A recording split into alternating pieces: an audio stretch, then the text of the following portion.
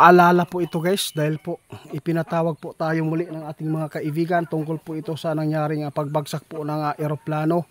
Ito po ay sinasabi po ng mga kaibigan po natin na trahedya. Kasi sabi po ng iba, nangyari na po talaga yung hula ni Rudy Baldwin. O totoo po yan. Pero iba po talaga yung kaibigan natin mga duwende, pag sila po ay nagpaabot ilang 3 araw or ilang week lang po, nangyari na mayroong eroplano na bumagsak at saka yung helicopter.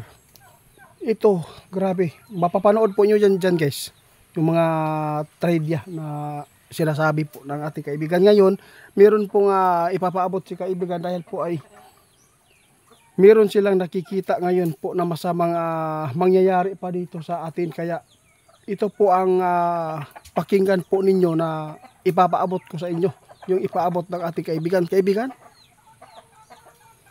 ano po ba itong problema na naman po na nakikita po ninyo tungkol sa trahedya na naman po ito?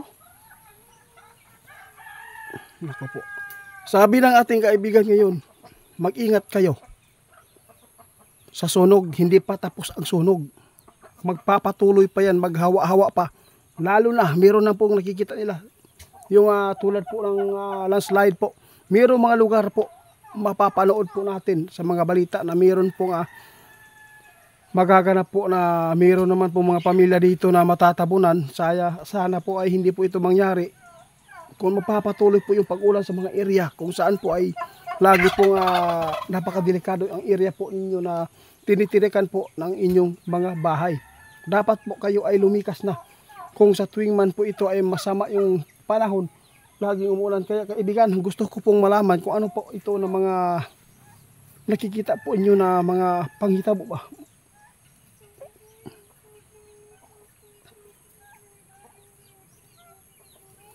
Nako, bago lang po ito yung nakikita ninyo. Guys, nakakatakot ito, no? Prediction ng ating kaibigan.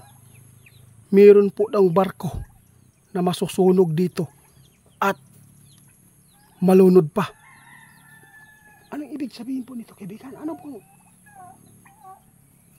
sign nito, kaibigan, kung sa tuwing ito ay mangyari? Kakapasok lang po ito guys na nakita ng ating kaibigan, no?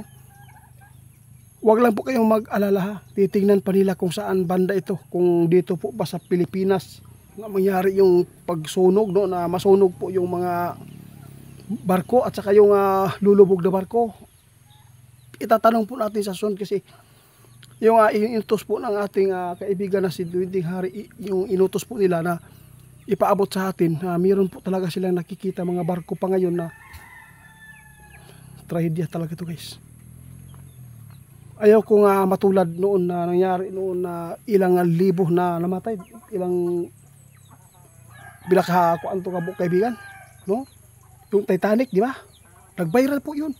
Ayaw po natin maulit yan guys, pero gusto lang natin na masumpa yan. Masumpo ba? Sumpaon ba?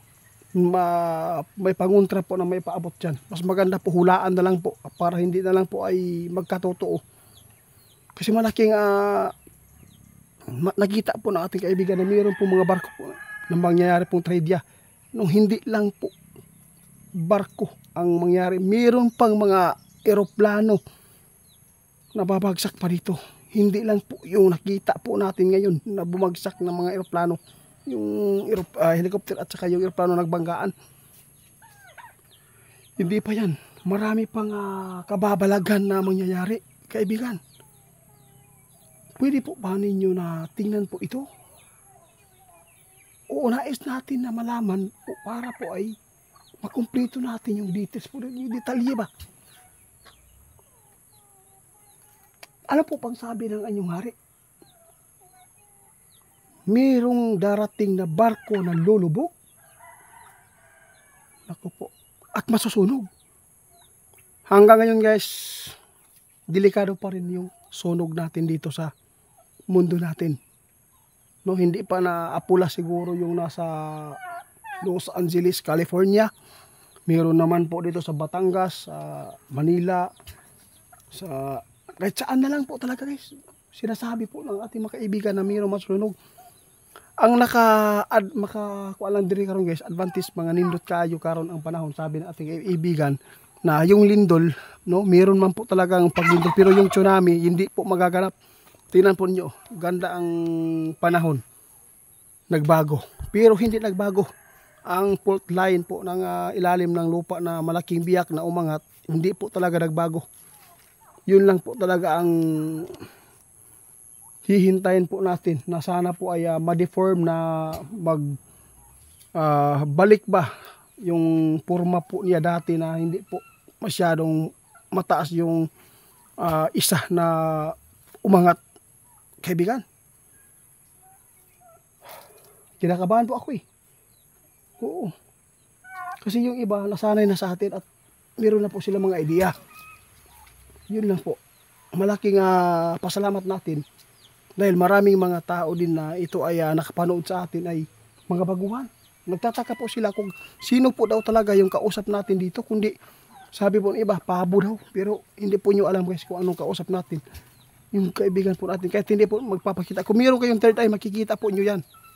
Oo, kung sino may third eye dyan, makikita po. Marami na po mga kaibigan po natin dito sa social media na nakakita ng aktual na mayroong mga third eye ba. No, kaya nagpasalamat tayo ng kaibigan dahil po ay mayroon pong babala po siya na trahedya na magaganap pa dito sa atin.